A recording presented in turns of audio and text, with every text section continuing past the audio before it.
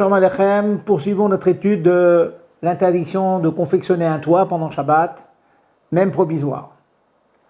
Rappelons que nous avions dit que mettre des tréteaux et mettre une grande planche dessus pour s'en servir en tant que table est permis. Car le but, c'est de se servir de la partie qui est sur la planche et non pas le dessous. Donc, nous ne sommes pas intéressés à créer un toit, la partie sous la table n'étant pas utilisée. Pour la même raison, il sera permis de mettre des rallonges dans votre table ou même d'enlever les rallonges. Dans la mesure où la confection de rallonges, c'est seulement pour élargir la table et ne pas utiliser la partie qui est au-dessous, cela est permis.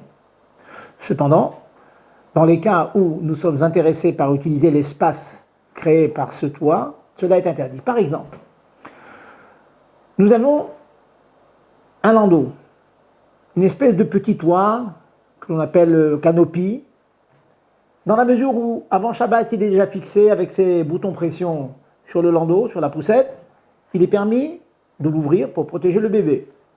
Permis de le fermer aussi, au même titre qu'il est permis de fermer ou d'ouvrir une porte ou une fenêtre fixée dans ses gonds. Par contre, si l'espèce de couvercle canopie n'a pas été installé depuis avant Shabbat dans le landau, que l'on soit obligé de le fixer avec des boutons de pression sur le landau et ensuite de l'ouvrir pour protéger le bébé, eh bien cela, c'est une création d'un Ohel Harai, d'un toit provisoire. A priori, pendant Shabbat, cela est interdit.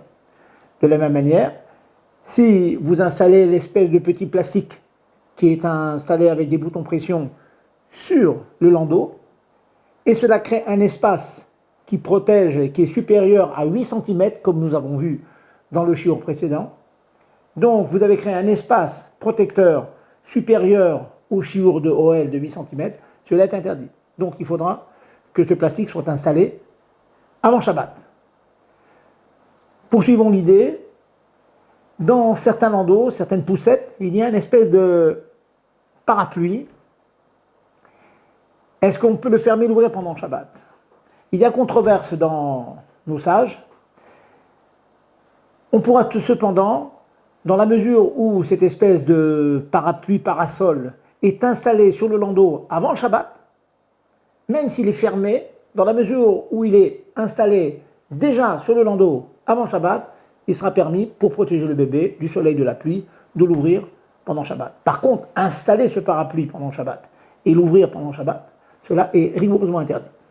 J'en profite pour rappeler que, dans tous les cas, l'usage d'un parapluie pendant Shabbat et Yom Tov aussi, pendant lequel nous avons le droit de porter, on pourrait se promener avec un objet dans la rue, mais se promener avec un parapluie est interdit pour diverses raisons, pas forcément pour l'interdiction de créer un toit. Une des raisons, c'est ce que nos sages appellent Ouvdin de Chol, ceci est considéré comme un acte de Chol qui n'est pas shabbatique ou Yom Tovique.